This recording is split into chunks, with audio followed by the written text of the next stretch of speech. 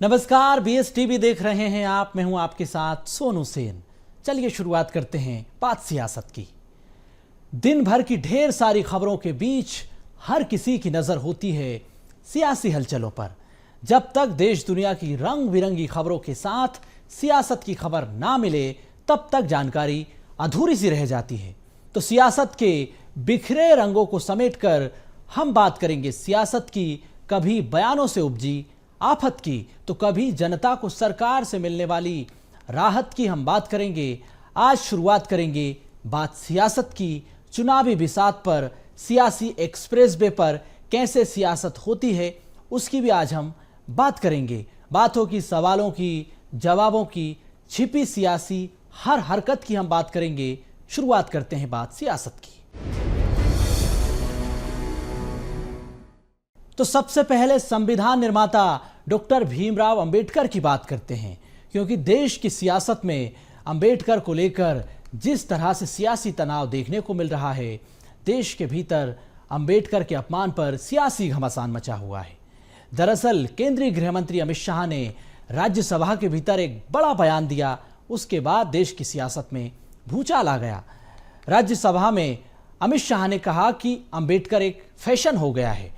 अंबेडकर अंबेडकर अंबेडकर, इतना नाम अगर आप भगवान का लेते तो शायद 7 जन्मों तक स्वर्ग मिल जाता। अब इसी पर सियासत हो रही है, तो रिपोर्ट भी देख लीजिए।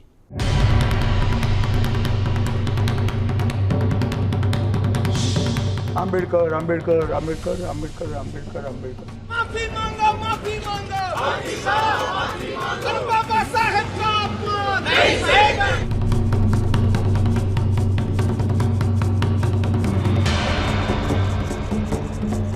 अंबेडकर अंबेडकर अंबेडकर, भगवान का नाम, स्वर्ग में इंसान। अंबेडकर एक फैशन, सियासी टेंशन। अंबेडकर अंबेडकर अंबेडकर अंबेडकर अंबेडकर अंबेडकर अंबेडकर का अपमान नहीं सहेगा हिंदुस्तान। अंबेडकर आर पार, घिर गई सरकार। आप लोग अंबेडकर अंबेडकर 100 बार पुकारते हो, उतना ही अगर आप 100 बार भगवान का नाम अगर लेते तो आप 7 बार स्वर्ग में जाते। बाबा साहब सियासत बेहिसाब। डॉक्टर भीमराव सियासत में तनाव। देश में अंबेडकर के नाम पर सियासत अपने काम पर लग गई है। संविधान निर्माता डॉक्टर भीमराव अंबेडकर पर देश की सियासत में घमासान मचा हुआ है।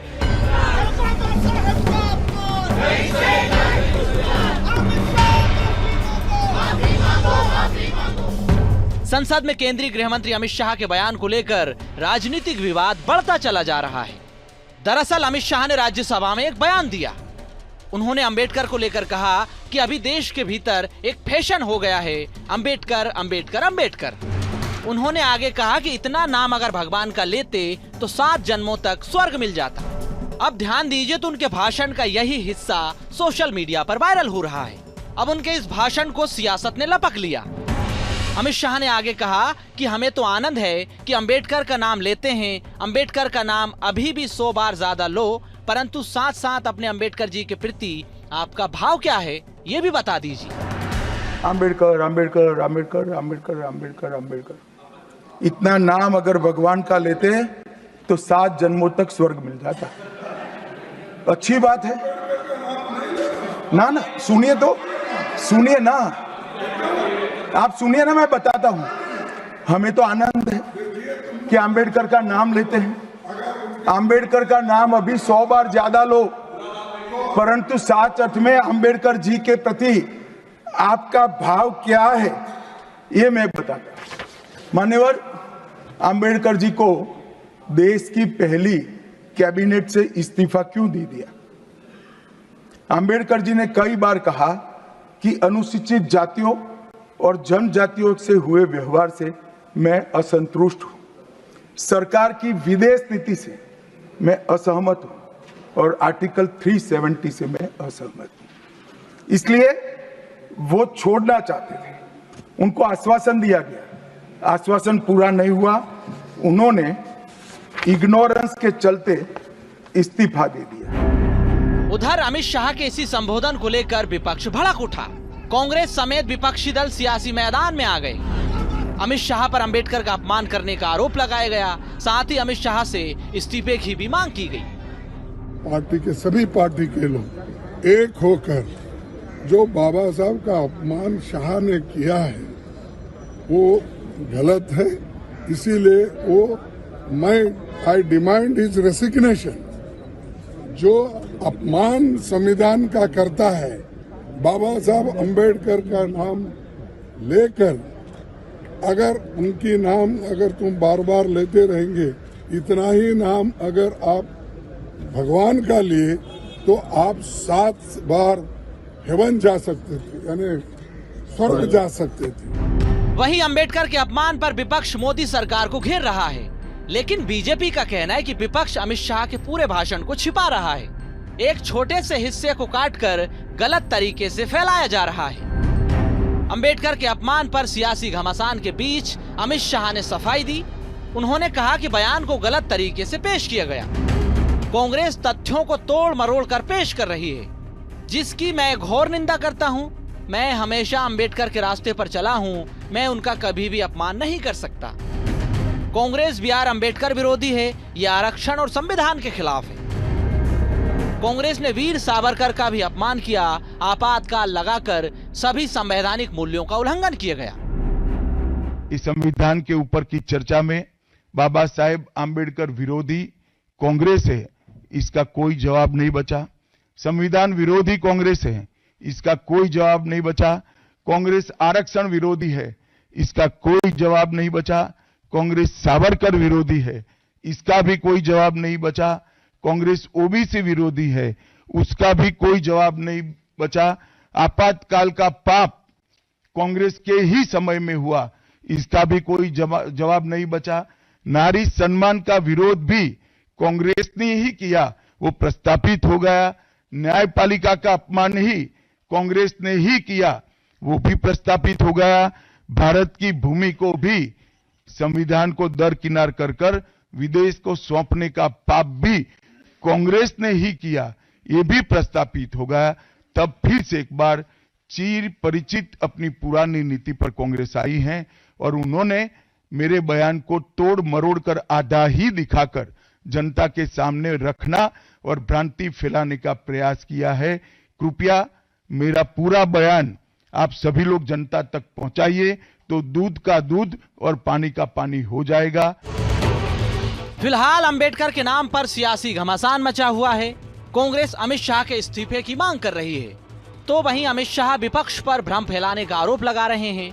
कुल मिलाकर विपक्ष अंबेडकर पर आर पार के मूड में है। सड़क से लेकर सदन तक मोदी सरकार को घेरा जा रहा है।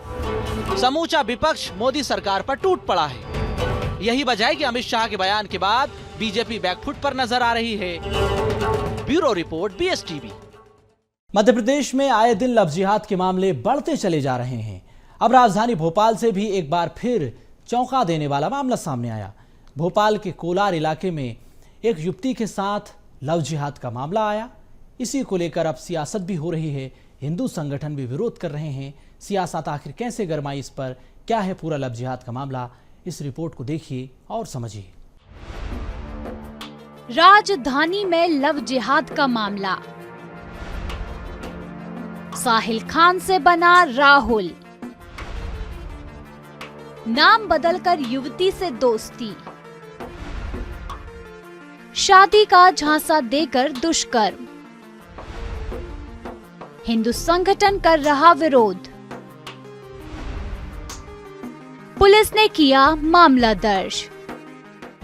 ये साहिल नाम का एक लड़का है जिसने शादी का वादा करके मेरे साथ गलत काम के संबंध बनाए, और जब मैंने दबाव डाला शादी का तो मुझे डराया धमकाया उसने और भाग गया यहाँ से। इसका कुछ पता नहीं चल पा रहा है कहाँ है वो, बस। और मैंने ढूंढने की उसने अपना नाम पहले तो हिंदू नाम बताया था, राहुल। फिर जब मुझे पता चला कि भाई ये मुसलमान है तो दूरियां बनाना शुरू किया मैंने। तो फिर उसके बाद उसने अपनी बातों में भलाया फुसलाया और फिर से मुझे मतलब कन्विंस किया कि मैं अपना धर्म परिवर्तन करूँगा और तुमसे शादी करूँगा। हम लोग 4 साल से रिलेशन में थे। जो आपने शादी के लिए कहा तो फिर सामने से क्या रिएक्शन मिला आपको? मैंने जब शादी का ज़्यादा दबाव डाला ना उसके ऊपर, तो फिर मतलब लड़ाई झगड़े होने लगे हम लोगों के बीच में, और फिर मतलब गाली गलौज और बहुत सारी चीज़ें ऐसी हुई हैं। फिर उसके बाद मैंने कहा कि घर वालों से बात करो, तो घर वालों से बात भी नहीं करवाई उसने, और यहाँ से फरार हो गया है, वो भाग गया है। शादी करने का वादा किया था मुझसे, और एक बार नहीं कई बार किया उसने ये वादा, और झूठी कस्में खाई हैं, बहुत सारी चीज़ें ऐसी की हैं उससे कि मुझे विश्वास हुआ उस पर। आप पर धर्म दरअसल साहिल खान नाम के युवक ने नाम बदलकर युवती से मुलाकात की, फिर शादी का झांसा देकर संबंध बनाए। युवती का आरोप है कि पिछले दिनों आरोपी ने शादी के नाम पर उस पर इस्लाम धर्म अपनाने का दबाव डाला। पीड़िता ने जब इस्लाम धर्म अपनाने से इनकार किया तो आरोपी ने उससे रिश्ता तोड़ लिया, जिसके बाद बुधवार को वह संस्कृति बचाओ मंच के कार्यकर्ताओं को लेकर कोलार थाना पहुंची। युवती की शिकायत पर पुलिस ने एफआईआर दर्ज कर ली है। वहीं हिंदू संगठनों ने विरोध जताया, साथ ही कार्यवाही की मांग की है। यही प्रश्न अनादिकाल से चला आ रहा है कि लव जिहाद इतना जो इस प्रकार से पहचान छुपाकर किसी व्यक्ति का जीवन बर्बाद करते हैं। आज ही के अखबार की फ्रंट खबर है, कोई राहुल साहिल था और राहुल बनकर मिलता था और इतना देह शोषण किया। जब उस पे धर्मांतरण के लिए दबाव डाला तब उसने फिर शिकायत की और उसको न्याय मिलेगा। और इस प्रकार की जो घिनौनी हरकतें हैं ये मानवता के विरुद्ध हैं, ये प्यार का अपमान है। इस प्रकार से करने का अधिकार देश और मध्य प्रदेश की सरकार किसी को नहीं देती।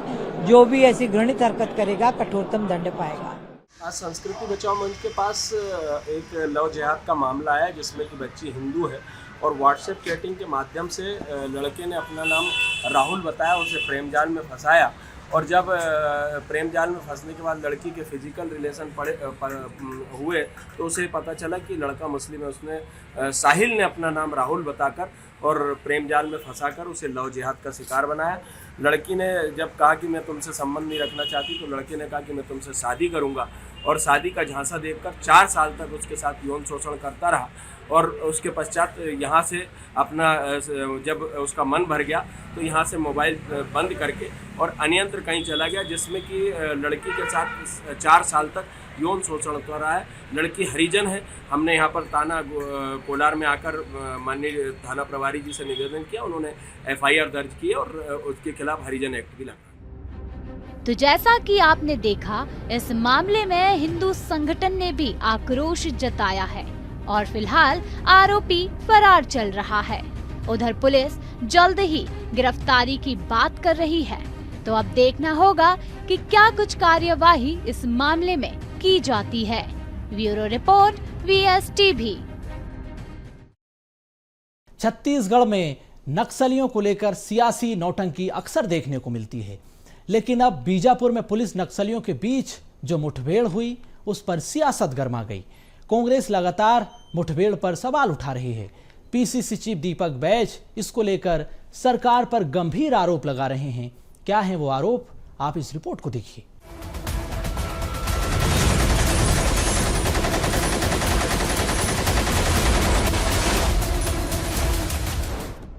नक्सल अभियान सियासत में घमासान।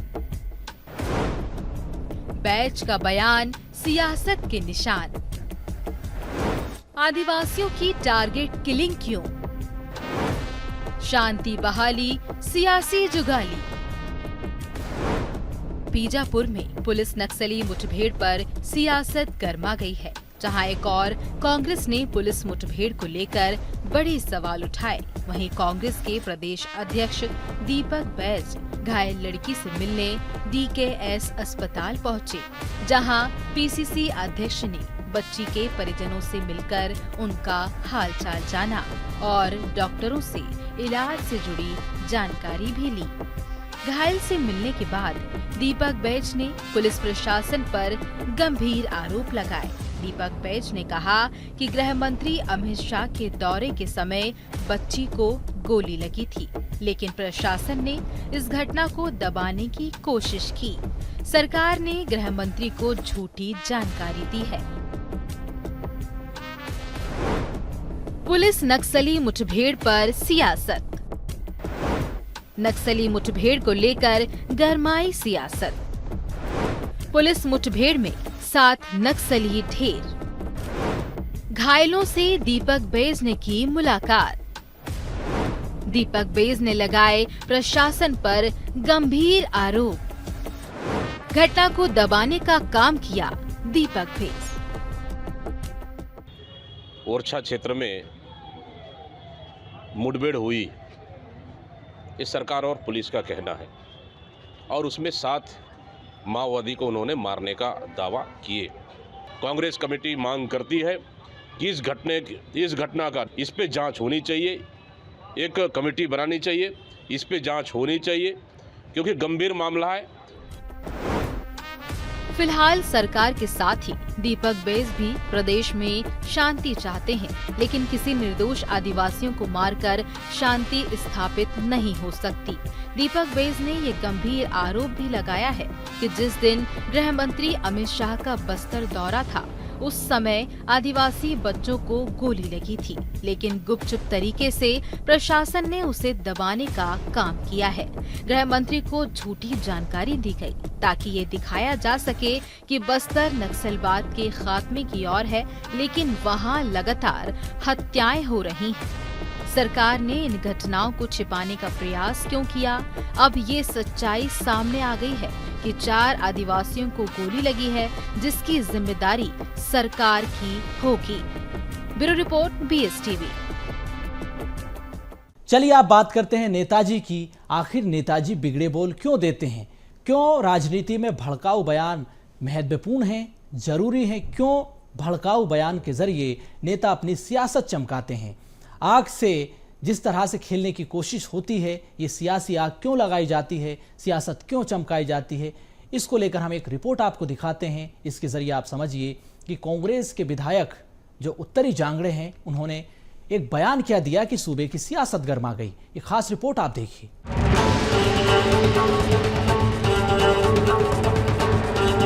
कलेक्टर के अंदर जाना है, बाहर से तोड़ के नहीं आना है। हम सब एक जाके पूरा तोड़ फोड़ करके आना है। यानी सबको बलौदा बाजार कैसे है आपको जाना पड़ा। ये है कांग्रेस से सारंगगढ़ की विधायक उत्तरी जांगड़े, जो ये कह रही है कि कलेक्ट्रेट के भीतर जाना है, केवल बाहर से ही नहीं आना है। हम सबको एक साथ जाकर तोड़ फोड़ कर आना है। यानी इन शब्दों का मतलब हिंसा से जोड़ा जा रहा है। इस बयान पर विधायक साहिबा का कहना है कि इसे एडिट कर चलाया जा रहा है, लेकिन अब देर हो चुकी है। छत्तीसगढ़ की सियासत में इस भाषण पर उबाल आ चुका है। तो फिर इस मामले को भी समझ लीजिए।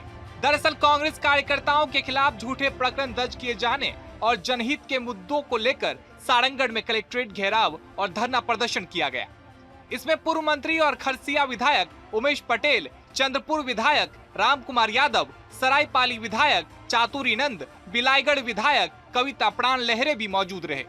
मगर भाषण सिर्फ और सिर्फ विधायक उत्तरी जांगड़े का ही वायरल हुआ। एक बार फिर से सुनिए।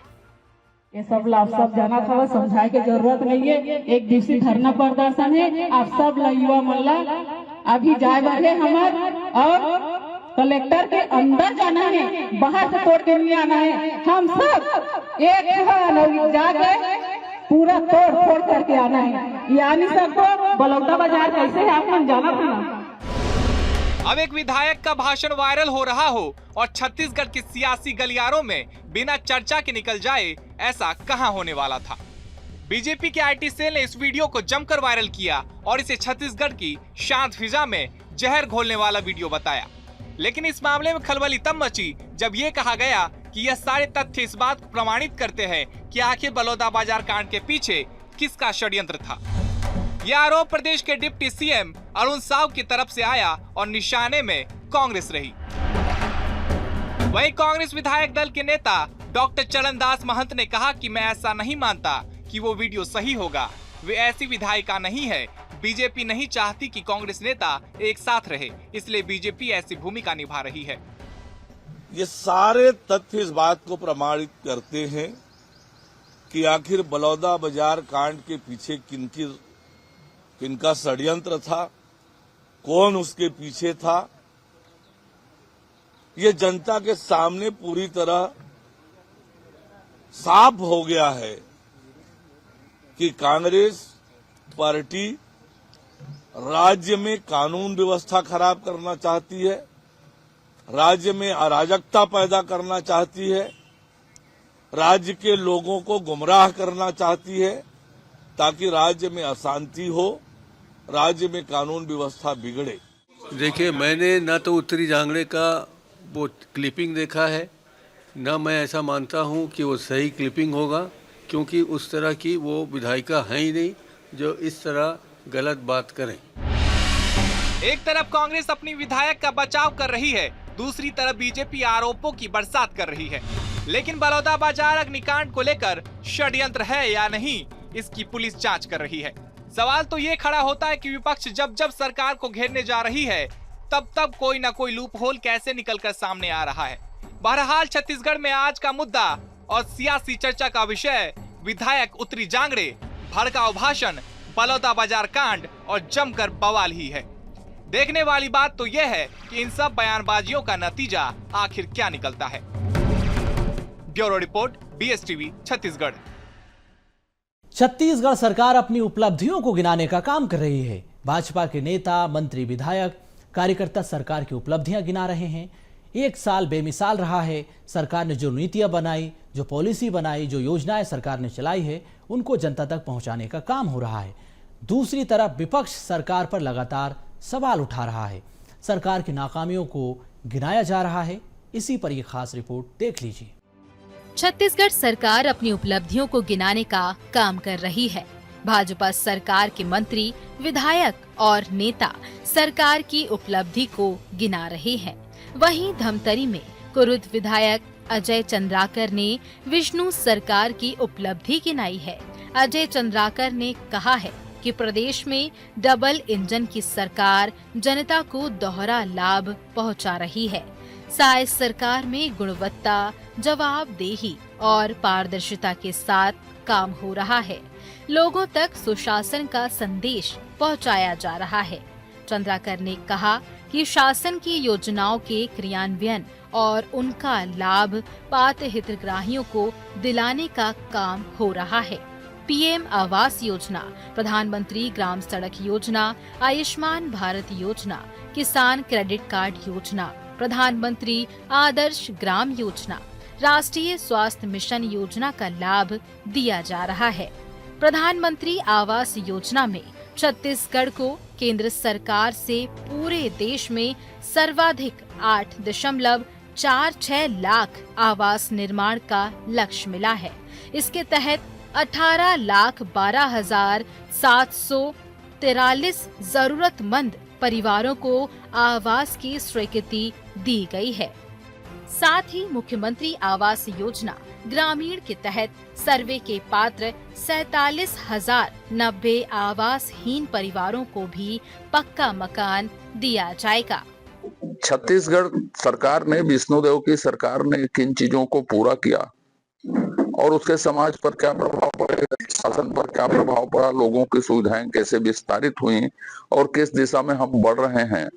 यदि हम पिछले 5 साल की तुलना करें या तुलनात्मक अध्ययन करें तो एक शब्द इससे निकला तो सुशासन का।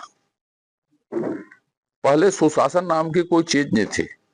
तो 21 क्विंटल धान और 3100 रुपया देने की जो घोषणा हुई थी वो हमने दिया, इस साल भी देंगे। 3,716 करोड़ रुपया 2 साल का जो बकाया बोनस है, वो बोनस किन्हीं भी कारणों से हमने नहीं दिया था, उसको स्वीकार करते हुए वो बोनस हमने देने की घोषणा मोदी जी की गारंटियों में की थी। माननीय मोदी जी ने इसको कहा था, तो वो किसानों के खाते में चला गया। वहीं साय सरकार के सुशासन पर कांग्रेस नेता सुशील अग्रवाल ने निशाना साधा है। उन्होंने कहा है कि कांग्रेस सरकार में जो योजनाएं श्रमिकों के लिए संचालित की गई थी, उन्हीं योजनाओं को भाजपा की सरकार चला रही है। भाजपा योजनाओं में कमीशनखोरी कर रही है। आज मुझे लगातार हर जिलों से सूचना मिल रही है कि सभी आवेदन ये लोग जो है पेंडिंग, लगभग हर जिलों में 40,000 50,000 आवेदन पेंडिंग है। इनकी मंशा, भारतीय जनता पार्टी की मंशा बिल्कुल नहीं है कि श्रमिकों को, छत्तीसगढ़ के मजदूरों को सीधा लाभ मिले। आज ये लोग सिर्फ उन्हीं योजनाओं में इनका फोकस है श्रम विभाग में, जिसपे ये लोग गाड़ी कमीशन खा सके। इधर कांग्रेस के आरोप पर भाजपा ने पलटवार किया है। भाजपा ने कहा है कि कांग्रेस सरकार की योजनाओं को लेकर कोई रुकावट नहीं है। हर वर्ग के लिए योजनाएं संचालित की जा रही हैं। विष्णुदेव सरकार के द्वारा श्रमिकों के लिए अन्य क्षेत्रों में अनेक कार्य योजना जो लॉन्च किया गया है, लागू किया गया है, वो निरंतर आगे वो सफलता की ओर अग्रसर होगा। बहरहाल छत्तीसगढ़ सरकार के 1 साल पूरे होने पर राजनीति गर्मा गई है। एक तरफ भाजपा 1 साल की उपलब्धियां गिना रही है, साय सरकार सुशासन दिवस के रूप में मना रही है, जहां पर शासन स्तर पर कई कार्यक्रम आयोजित किए जा रहे हैं। लेकिन इस सुशासन के बीच कांग्रेस ने कड़ा प्रहार किया है, तो वहीं कांग्रेस भी सरकार के कामकाज पर सवाल उठा रही है। Bureau report, BSTV। सियासत की बात में इतना ही। मुझे दीजिए इजाजत। आप देखते रहिए BSTV। नमस्कार।